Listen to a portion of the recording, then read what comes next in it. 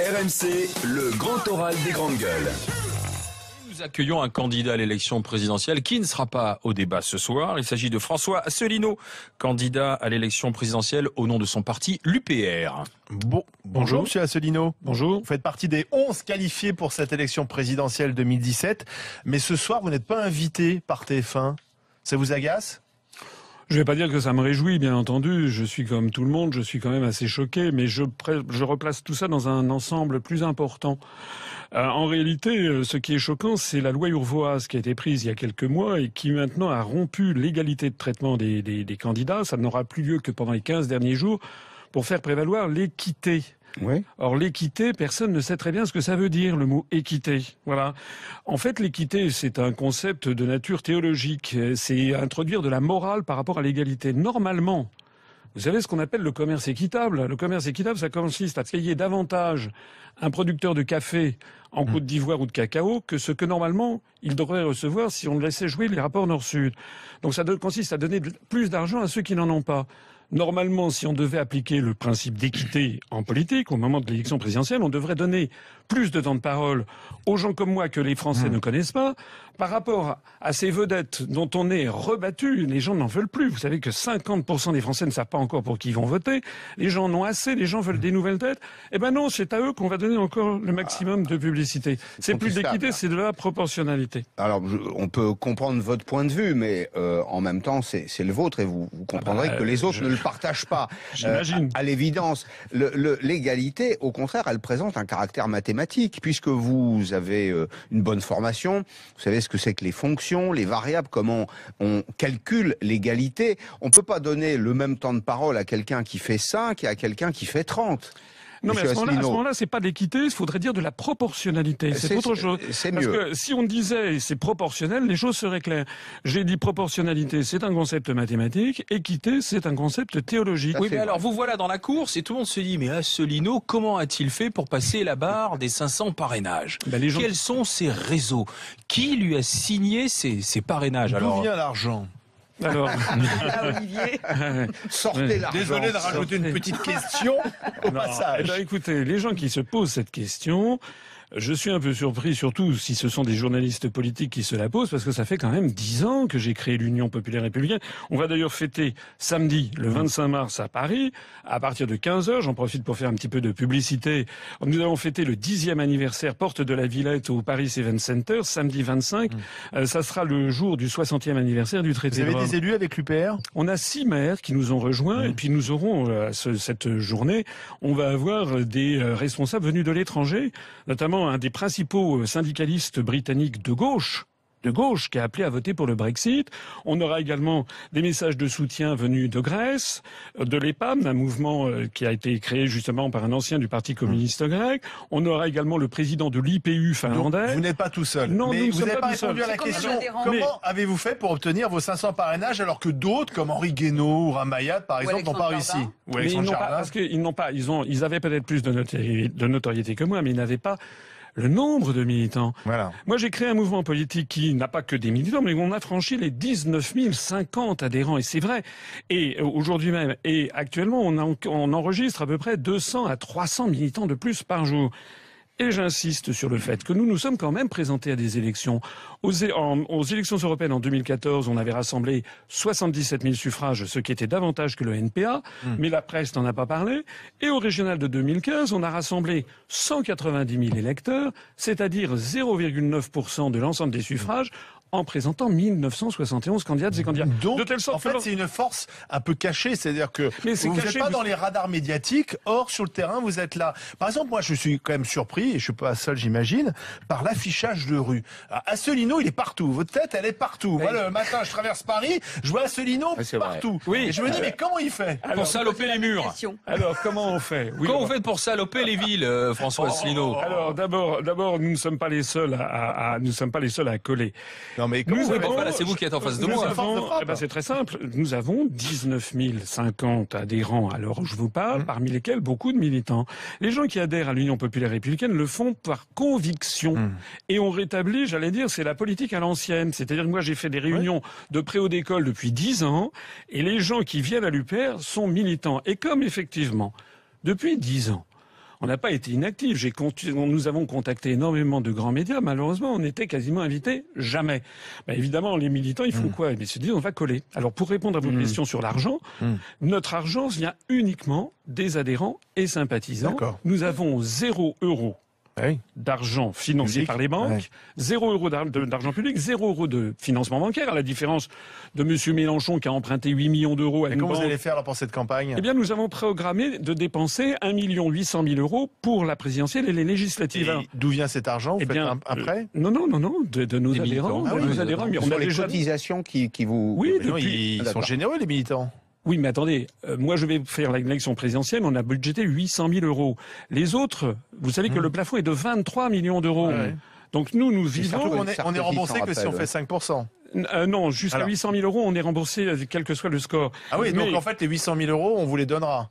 Mais de toute façon, je pense que je pourrais dépasser les 5%. Non, mais je veux dire, les 800 000 €, parce que certains disent, oui, mais Asselineau, c'est un chasseur de primes. Il chasse ses 800 000 €, en fait, en étant qualifié à ces 800 000 €. Oui, non, mais attendez, moi, je ne peux rien contre ça, oui, mais les calomnies, vous savez quand même que tout ça est suivi d'extrêmement près par la Commission nationale des comptes de campagne et des financements des partis politiques. C'est pas pour les mettre dans la poche, figurez-vous. Tout ça, ça sert à financer des meetings. Le meeting dont je parlais le 25 mars prochain, où il y a déjà plus de 4 500 personnes inscrites, ben, ça coûte énormément d'argent. Donc on va faire quelques meetings en France. Mais je reviens à ce que je disais. Par exemple, les affiches dont vous parlez. On a tiré un premier jeu de 200 000 affiches. Ça nous a coûté, avec un papier qui n'est pas extraordinaire, c'était du 70 grammes, ça nous a coûté 14 000 €. Bien. Et puis c'est tout, parce que le reste, c'est l'huile de coude de nos militants à travers toute la France et même l'outre-mer. Mais les autres... Les partis politiques où ils n'ont pas de militants, où ils n'ont personne qui vont coller, ils font quoi? Ils ont recours à des sociétés de collage, d'affiches, et qui demandent en général 1 € par affiche collée. Ah oui. Il aurait fallu qu'on dépense 200 000 € supplémentaires, et ça on les avait pas. Donc votre force, ce sont les militants. Vous avez un programme radical, vous voulez une sortie immédiate de l'Union européenne, de la zone euro et de l'OTAN. Alors, d'abord, pas immédiate. Ce que je veux, c'est lancer immédiatement la procédure de sortie de ces deux, de l'Union européenne, de l'euro d'un côté et de l'OTAN. Oui, c'est un Frexit. Vous appelez ça radical? Ah bah c'est radical de sortir de l'euro et de l'Union européenne. Attendez, mais moi j'appelle ça du bon sens. Est-ce que vous vous rendez compte? Parce qu'il y a beaucoup de gens qui me disent, vous vous rendez compte si on sort de l'euro? Et moi je dis, est-ce que vous vous rendez compte si on y reste? Il n'y a pas de débat approfondi en France sur où va-t-on avec l'euro. L'euro est en train de nous entraîner dans un désastre collectif que tous les grands prix Nobel d'économie ont d'ailleurs souligné. Le dernier en date étant Joseph Stiglitz, qui dans le magazine Fortune le 31 décembre dernier a dit 2017 sera probablement peut-être l'année de l'explosion de l'euro. Jean Tirole ne dit pas ça, parce que tous les prix Nobel d'économie... J'ai dit la plupart des prix Nobel d'économie. Le nôtre, le français, Jean Tirole ne dit pas du tout ça. Oui, mais on lui donne la parole. Le précédent, Maurice Allais, lui qui était très critique contre l'euro, lui on lui donnait jamais la parole. Il n'y a aucun consensus des économistes sur ce sujet-là, et au contraire, beaucoup vous diraient, sans l'euro, nous ne serions plus là, l'Europe serait disloquée, l'euro garantit la stabilité des prix, elle a assuré la continuité des États. Ça a aussi eu des avantages, monsieur Asselineau. Non, mais alors d'abord, en économie, il n'y a aucune chose comme dans la vie qui n'est que des avantages et que des inconvénients. Mais allez quand même dire aux Français, il y a 800 Français qui passent en dessous du seuil de pauvreté tous les jours. C'est pas moi qui le dis, c'est l'INSEE. C'est pour des raisons budgétaires. Non, mais regardez. C'est pas monétaire. Mais non, regardez ce qui se passe en Grèce, en Italie, en Espagne, au Portugal. Depuis mauvaise gestion. Mais non. C'est budgétaire, ça n'est pas monétaire, monsieur Asselineau. Écoutez, c'est votre point de vue, ça n'est pas le mien. En 1999, depuis 1999, depuis que les monnaies ont été fixées de façon définitive l'une avec l'autre, on estime, c'est des calculs qui peuvent être faits très facilement, que le différentiel de compétitivité entre l'Allemagne et la France a été de 21% au profit de l'Allemagne. Voilà. Qu'est-ce qui se passait avant? Lorsque l'Allemagne, c'est pas nouveau que la compétitivité allemande s'améliore plus rapidement que celle des pays du Sud, et notamment de la France, mais davantage encore par rapport aux pays du Sud de l'Europe. Auparavant, il y avait le taux de change externe de la monnaie. Le franc s'est déprécié tout au long des années 50, 60, 70. Ça n'a pas empêché d'avoir les 30 glorieuses en France. Maintenant, comme on n'a plus cette possibilité de rétablir la compétitivité externe, il faut faire ce que les économistes appellent une dévaluation interne, c'est-à-dire qu'il va falloir, dans les années qui viennent, s'attaquer au SMIC, s'attaquer aux prestations chômage, démanteler toutes les professions réglementées. Et ça n'est pas moi qui le dis. C'est le rapport des grandes orientations de politique économique de la Commission européenne. Vous dites que l'euro n'est pas satisfaisant. On peut imaginer une amélioration. Ce que vous préconisez, c'est un retour en arrière. Et ce retour en arrière, là aussi, on peut citer les économistes, il s'annonce catastrophique. C'est une perte de richesse pour les Français immédiate, puisque nous avons notre patrimoine en euros et nous passons en francs. Et donc forcément, déjà, tout coûtera plus cher en francs. Et puis surtout, notre patrimoine prendra un sacré coup. Mais non, c'est pas du tout exact. On changera 1 euro, 1 franc. Alors après, effectivement, 1 euro, 1 franc. Oui. Ah non, 1 euro, ça doit être 7 francs. Non. On remettra, ça sera un nouveau franc. D'ailleurs, c'est pas la première fois dans l'histoire de France qu'on créera le franc. À chaque fois que le franc a été créé, en 1360, c'était pour la libération de Jean le Bon. Après ça a été le franc germinal sous la Révolution. C'est-à-dire à chaque fois lorsque le peuple français a récupéré sa souveraineté, soit dit en passant.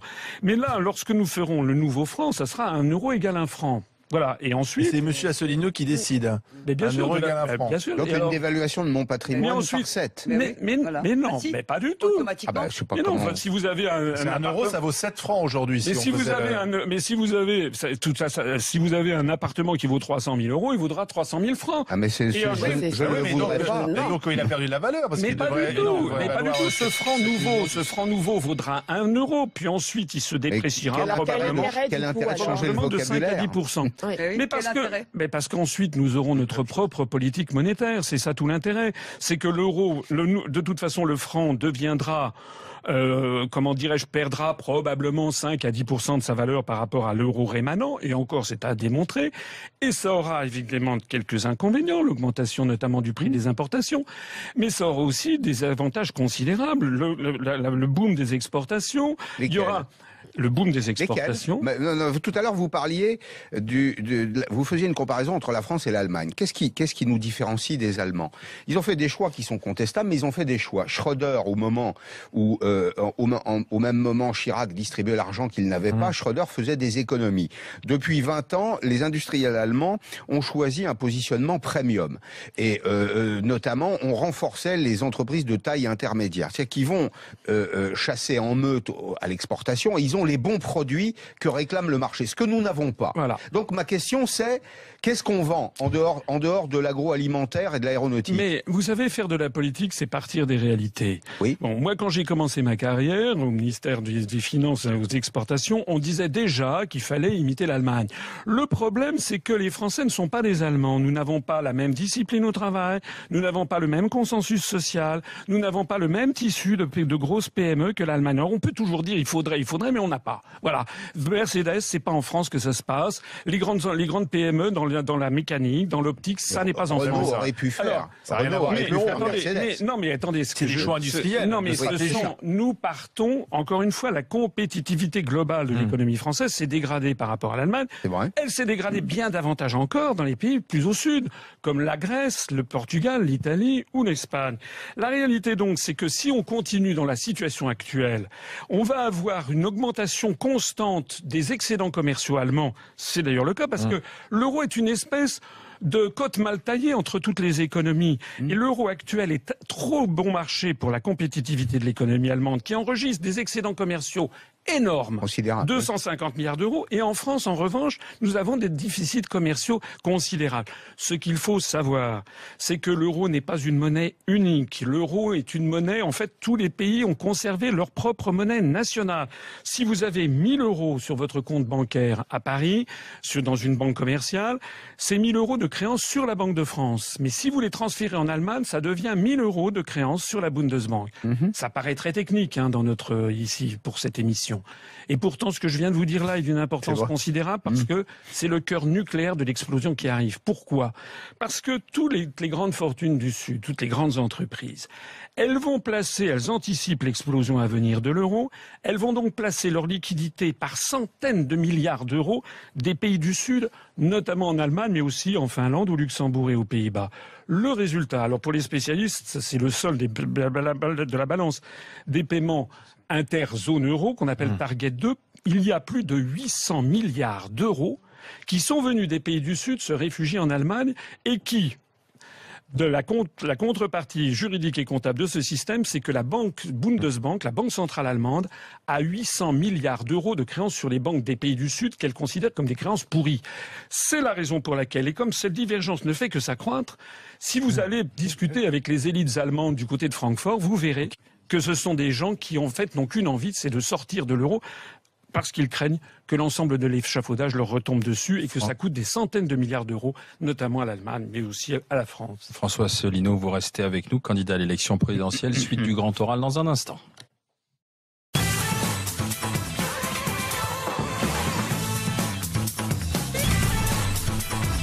Les GG, les grandes gueules avec François Asselineau, candidat à l'élection présidentielle au nom de l'UPR. Alors vous aussi, vous êtes un pur produit du système. C'est quelque chose qu'on reproche à certains candidats à cette élection présidentielle. Regardez votre parcours, vous avez fait HEC, l'ENA, bravo, parce que c'est plutôt un parcours d'élite.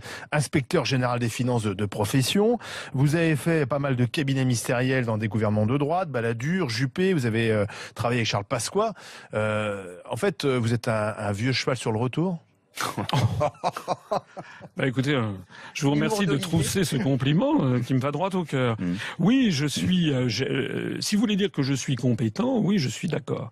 D'ailleurs, là, on vient d'avoir une conversation qui est assez technique. Là, pendant la pause, tout le monde me disait c'est très technique. Oui, mais moi, je connais mes dossiers. C'est quand même important. Les Français, là, ils doivent. Les autres ne les connaissent pas. Écoutez, je suis persuadé que les fameux 5 grands candidats qui vont être ce soir à TF1, dont 4 d'ailleurs ont des ennuis avec la justice, soit dit en passant, eh bien je suis persuadé que ces 5 grands candidats prétendus, ils ne connaissent rien au fonctionnement de l'euro. Voilà, c'est ça la réalité. Donc moi je dis que dans le monde d'aujourd'hui, il faut quand même connaître les choses. Mais qu'est-ce qui vous a fait parce que vous avez eu un parcours classique, vous pourriez être chez les Républicains aujourd'hui. Pourquoi vous avez décidé de créer votre petite entreprise qui va peut-être prospérer, l'UPR, et de jouer solo? Parce que je ne fais pas ça par vanité. Voilà. Moi, je ne suis pas quelqu'un qui suit dans les dîners à la mode, dans les dîners en ville, etc. Moi, je suis plutôt un intellectuel. Et puis, quelqu'un qui aime son pays parce que j'aime le pays des autres. J'ai vécu au Japon. Je suis allé dans 85 pays du monde. J'aime les civilisations étrangères. Et un petit peu comme Candide à la fin, vous savez, dans Voltaire, revenant en France, moi, j'ai eu envie de défendre mon pays. Voilà. Ça paraît bête. Mais il y a un beau proverbe chinois que j'aime à citer qui dit « Lorsqu'un pays est en proie au chaos, c'est alors qu'apparaissent des responsables intègres. » Vous pensez vraiment qu'aujourd'hui, la France est en proie au chaos? La France va très très mal. Il suffit, vous savez, vous me parliez des parrainages tout à l'heure. Moi, je suis allé voir personnellement 108 maires avec lesquels j'ai discuté. Nous avons des centaines d'années marché, on a rencontré des milliers de maires. Je peux vous dire que la révolte gronde en France, d'abord et avant tout contre les réformes territoriales qui sont imposées malgré la volonté des Français qui n'ont jamais été consultés là-dessus. Mais de façon plus générale, tout le monde voit bien que ça ne va pas. Tout le monde voit bien que la France s'appauvrit. Tout le monde voit bien que l'agriculture, l'industrie, que tout part en quenouille. Et ils n'ont pas la réflexion nécessaire. Et on a l'impression ce que vous proposez... En 2016, vous face à la mondialisation, on a l'impression que parce qu'elle est la mondialisation, on peut pas la supprimer. Le monde autour de nous, on peut pas le supprimer. Et ce que vous proposez, finalement, c'est un peu un repli sur soi, plutôt que peut-être d'adapter ce pays à la mondialisation pour qu'on soit plus fort et qu'on s'en sorte à côté des grands blocs. Et en se disant, d'ailleurs, il faut mieux être avec nos voisins européens que tout seul, parce qu'on voit qu'autour de nous, ce sont uniquement des grands blocs qui dominent. Non, mais ça, c'est un argument, excusez-moi, qui n'est pas recevable.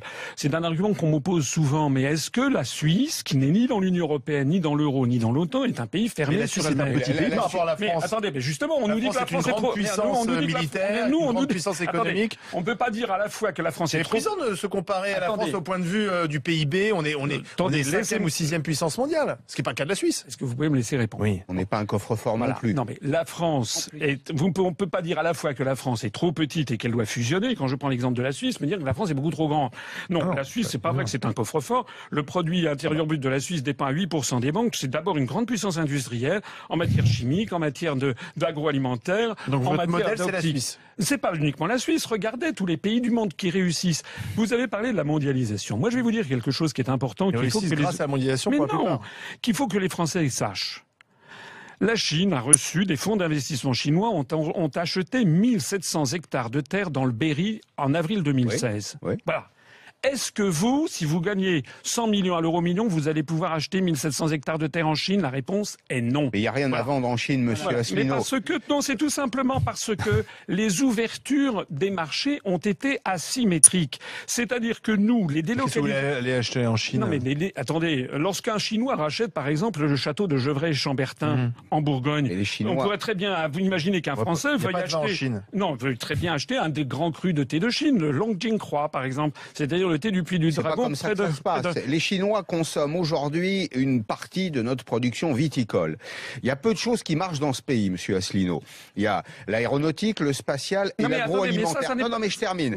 Vous nous dites pourquoi est-ce qu'on laisserait Gevrey-Chambertin aux mains des capitaux chinois? Mais parce que les Chinois achètent notre cognac, achètent notre vin, parce que la mondialisation, elle peut être profitable à tous. Mais pourquoi nous n'avons pas le droit, nous, d'acheter les terrains en Chine? Et réciproquement, d'ailleurs. Regardez, l'émir du Qatar rachète le Paris Saint-Germain, rachète l'hôtel Martinez à Cannes, rachète l'hôtel Georges V. De foot au Qatar. Et allez, achetez-vous quelque chose au Qatar. C'est-à-dire que les Français vont découvrir pendant ma campagne électorale, je pense, que les ouvertures n'ont pas été faites de la même façon par tout le monde. Or, c'est très important. C'est pas les vrai. Délocalisations industrielles. La France produit même à l'extérieur. Oui, les délocalisations industrielles qui font que la France perd une usine par jour ouvrable. C'est terminé, c'est faux, ça. Qui font que la France perd une usine par jour ouvrable. Ces délocalisations industrielles auxquelles les Français veulent mettre un terme, eh bien, découlent directement d'un article des traités européens, l'article 63, qui autorise la totale liberté de circulation des mouvements de capitaux. Vivent de l'exportation. Mais si nous sommes sortis de l'Union européenne... Je vous pose la question. Combien de Français aujourd'hui vivent de l'exportation? Écoutez, je sais pas, il y a à peu près 20% du PIB à peu près qui est tourné vers l'exportation. Et moi, j'ai travaillé dans le monde de l'exportation. Lorsque j'étais au cabinet de M. Longuet, qui était ministre de l'Industrie et du Commerce extérieur, j'ai été le premier à proposer à mon ministre, nous avons organisé, c'était en 1994, une grande tournée de 170 industriels français en Chine. Donc, c'est pas à moi qu'il faut expliquer le dossier chinois ni le dossier de la grande exportation. Est-ce que vous croyez vraiment que les Britanniques, qui ont décidé de sortir de l'Union européenne, vont refermer le Royaume-Uni alors que c'était une grande puissance exportatrice qui est tournée vers l'extérieur? Vous sortez de l'euro. Les Britanniques n'avaient pas l'euro. Ça veut dire qu'une fois que nous serons sortis de l'Union européenne et de l'euro, nous allons rester, bien entendu, reliés au reste du monde par 6686 traités, moins 3, traité de l'Union européenne, traité sur le fonctionnement de l'Union européenne, et traité de l'Atlantique Nord. Ça, j'insiste là-dessus. Nous avons des milliers de traités qui nous lient au reste du monde. L'autre jour, j'ai dit ça chez un de vos confrères sur Europe 1. Le lendemain, la journaliste qui espérait me coincer a téléphoné au Quai d'Orsay et elle a dit effectivement, il n'y a pas 6686, il y en a 6622 ou je sais pas quoi. Elle a confirmé mes analyses. Joël Dago-Séry. Oui, donc justement sur ce sujet, est-ce que vous pouvez nous dessiner à peu près ce que seront nos alliances, puisqu'on sort de l'euro, enfin de l'Union européenne, on sort de l'OTAN. Pour vous, quelles seront nos alliances militaires, économiques? Vers quel pays vous allez beaucoup plus orienter votre politique, les accords, enfin quel traité vous allez faire jouer?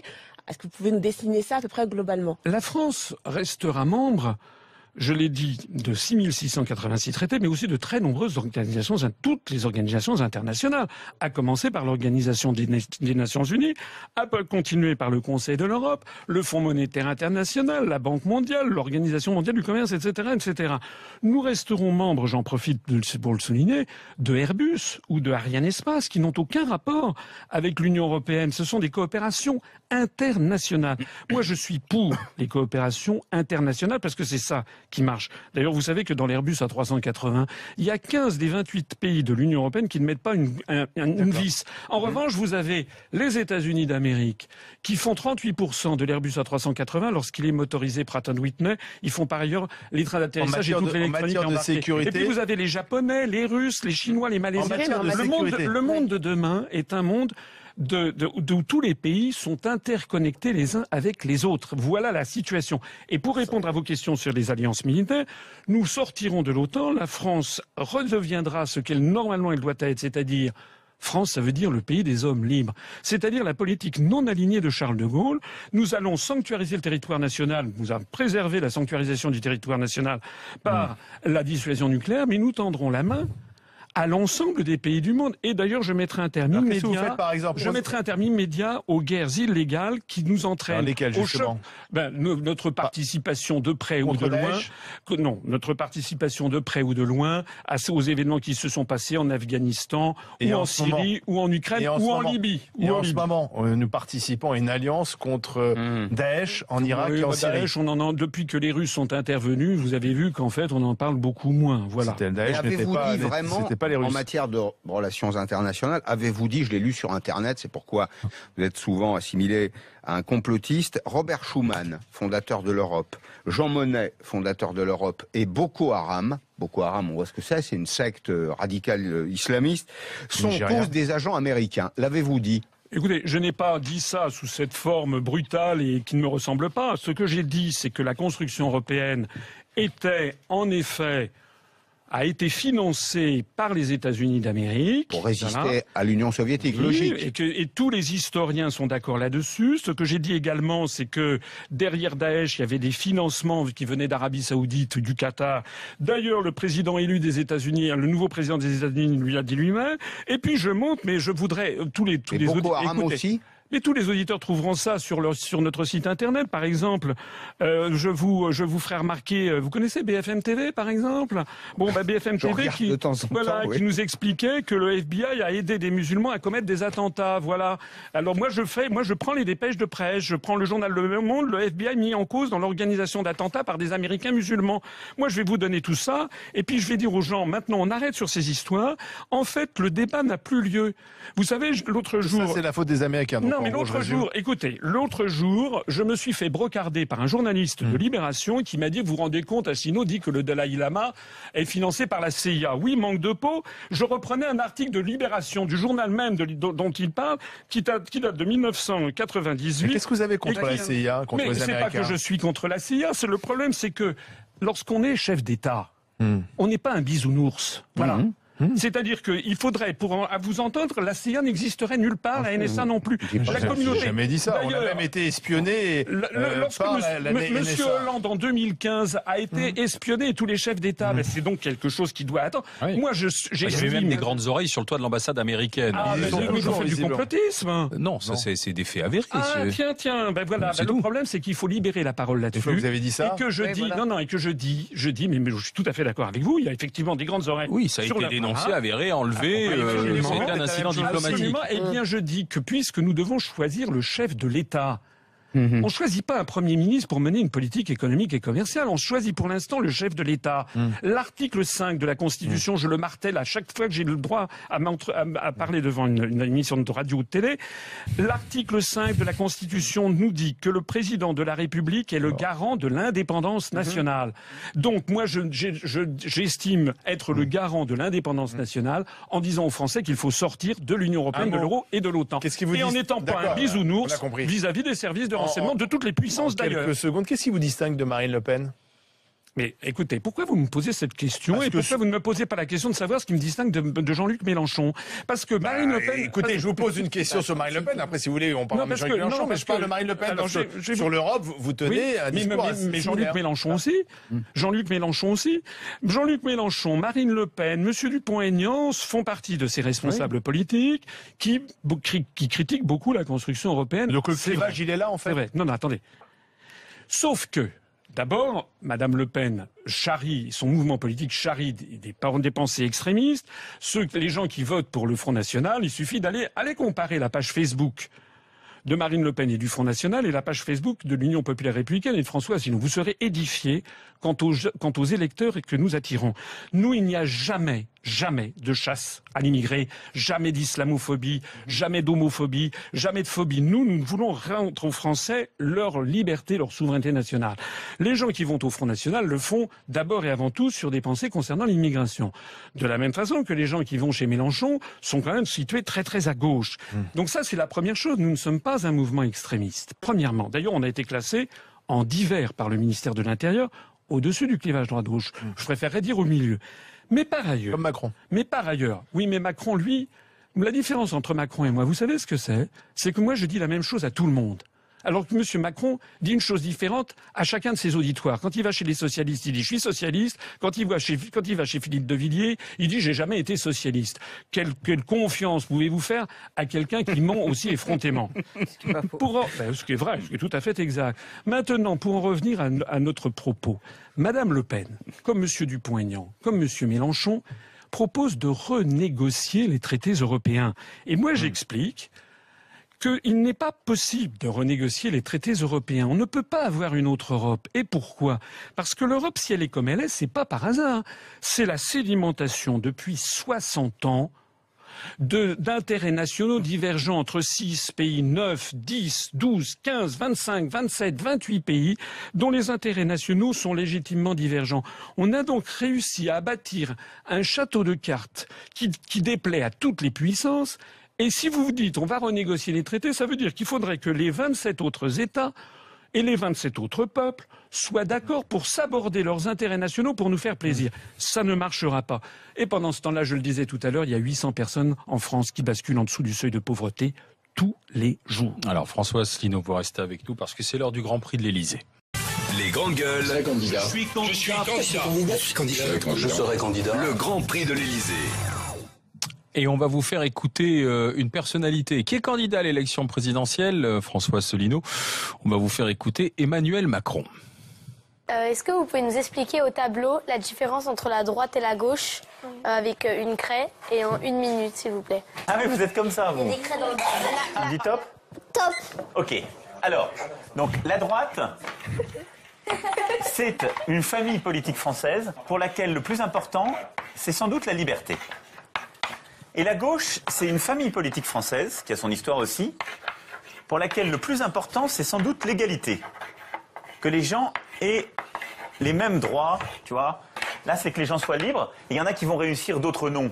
Tant pis. Là, c'est que les gens soient égaux, mais ils ne sont pas forcément libres. C'est pour ça que moi, je crois qu'on a besoin d'un peu d'égalité, d'un peu de liberté, parce que c'est quoi la devise française? Liberté, égalité, fraternité. Eh ben, banco, voilà. Nous, c'est ça ce qu'on va essayer de faire. Top. Alors, vous êtes d'accord avec cette démonstration ? Ça, c'est exactement de la politique spectacle. Vous croyez que c'est sérieux? Vous croyez qu'en ce moment, les Français, ils n'ont pas besoin d'aller au fond des choses? Ouais, vous croyez avec des enfants. Oui, il est avec des enfants, mais si j'ai bien compris, lui, il est ambidextre parce qu'il est partout. Et je le disais tout à l'heure, il dit à chaque public ce qu'il veut entendre. Je l'ai entendu dire, par exemple, qu'il voulait supprimer 120 000 postes de fonctionnaires. Et puis 2 jours après, il va voir dans des policiers. Il dit, il va créer 12 000 postes de policiers. Puis après, il va voir des personnels hospitaliers. Attendez, il va voir des personnels hospitaliers. Il va créer 15 000 postes, etc. Tout le monde sait très bien que M. Macron... Mais moi, je ne demande qu'une chose. Vous savez, M. Macron, je le connais un petit peu, et nous sommes dans le même corps, l'Inspection Générale des Finances, sauf que j'ai 20 ans d'expérience de plus que lui. Juste un bébé. Donc moi, je veux bien qu'on le rencontre, avoir un débat, ça serait intéressant, d'ailleurs, d'avoir un débat en public, et puis on mettrait sur la table... Entre 2 inspecteurs des finances. On dit que c'est le candidat de l'argent, Emmanuel Macron, le candidat des banques. Vous êtes d'accord avec ça? Oh, je sens que vous êtes complotiste, vous. Je vous pose une question, vous ne m'avez pas répondu. Vous ne m'avez pas répondu. Écoutez, moi, ce que j'observe, c'est que M. Macron a pour l'instant 0 électeur prouvé. Moi, dans le parti politique que j'ai créé, il a rassemblé 190 000 électeurs, près de 1% des suffrages, en décembre 2015. Normalement, d'après les critères du CSA. Moi, quand j'ai créé l'UPR... Mais ma question, c'est est-ce que c'est le candidat d'un lobby, Emmanuel Macron? Attendez. Je termine mon propos. Donc, lorsque j'ai créé l'UPR, moi, le CSA m'a dit, monsieur, vous avez 0 électeur, on verra quand vous en aurez. Bon, maintenant, j'ai eu 190 000 électeurs. Monsieur Macron, pour l'instant, il a 0 électeur. Monsieur Macron... il a eu droit à 17 000 articles de journaux, 75 couvertures de magazines et des dizaines d'heures à la télévision et à la radio. Voilà. Et moi, j'ai eu droit, jusqu'à ce que je sois candidat à l'élection présidentielle, j'ai eu droit à 0 minute, 0 seconde. Mais vous faites du complotisme tous. Moi, je vais m'en aller. Je pose une question, moi. Vous êtes tous les deux inspecteurs généraux. Non, moi, je crois que lui n'est pas général. Lui, il est inspecteur, simplement. Mais vous êtes sans mission, l'un et l'autre. Oui, moi, vous êtes des hauts fonctionnaires fictifs, l'un et l'autre. Non, moi, écoutez, je suis en disponibilité. C'est-à-dire que je ne gagne pas d'argent du tout. Voilà. Alors, une question sur l'argent. La France est endettée. Qu'est-ce que vous faites ? Alors, déjà, moi, je voudrais faire des économies considérables sur un sujet que les Français ne connaissent pas, qui est ce continent intouchable qui s'appelle la construction européenne. Chaque année, la France verse 23 milliards d'euros à l'Union européenne et elle en récupère 14 sous la forme notamment des aides aux agriculteurs, des fonds du FEDER, etc. De telle sorte, 23 moins 14, ça fait 9. Donc ça veut dire qu'une fois que nous serons sortis de l'Union européenne, on récupère 9 milliards. Nous donnerons toujours les mêmes aides aux collectivités locales, les mêmes aides aux agriculteurs, sauf que cette fois-ci, au lieu que ça soit frappé du drapeau bleu aux étoiles d'or, ça sera frappé depuis l'origine, c'est-à-dire du drapeau bleu, blanc, rouge. Mais en plus, on économisera 9 milliards d'euros. C'est pas tout. On va économiser aussi sur les cofinancements qui sont de l'ordre de 4,5 milliards d'euros. C'est pas tout. Comme on va supprimer l'article 63 qui organise la libre circulation des mouvements de capitaux, on va enfin pouvoir lutter efficacement contre la fraude fiscale qui est estimée les gens vont partir définitivement. Il n'y aura plus du tout de pognon en France, là, on aura gagné. Les gens seront partis directement. Non, mais attendez, ça c'est vous qui le jour où vous annoncez la sortie de l'euro, une bonne partie des capitaux vont partir à l'étranger. Non, parce que nous rétablirons le contrôle des mouvements de capitaux. C'est ce qui a d'ailleurs été fait au moment de la crise à Chypre, vous savez. Et puis encore une fois, pourquoi voulez-vous... Ça, c'est vraiment, vous savez, les partisans du Brexit au Royaume-Uni avaient qualifié ce genre d'opposition. Lorsqu'on faisait peur, ils avaient appelé que le seul projet des autres, c'était Project Fear, c'est le projet de la peur. Moi, je veux bien. Que là, encore une fois, la Grande-Bretagne, ils changent pas de monnaie. Moi, je veux bien, mais là, de toute façon, l'euro va exploser. De toute façon, l'euro va exploser. Alors voilà, vous faites peur là. C'est vous qui faites peur là. Non, mais j'ai de solides raisons pour le dire. Allez regarder ce qui se passe en Italie. Regardez ce que disent les journaux financiers allemands. C'est ça qui est important. Je voudrais revenir sur les économies. Moi, j'estime qu'on peut avoir 20 milliards d'euros d'économies sur la fraude fiscale. J'estime également qu'on peut avoir des dizaines de milliards d'économies sur l'allègement pour les petites entreprises, les TPE, les artisans. On va alléger les contraintes européennes. Ça a été un des arguments très forts qui a poussé les Britanniques à voter en faveur du Brexit. Merci François Asselineau d'être passé par le grand oral des GG. Dans un instant, le GG et vous.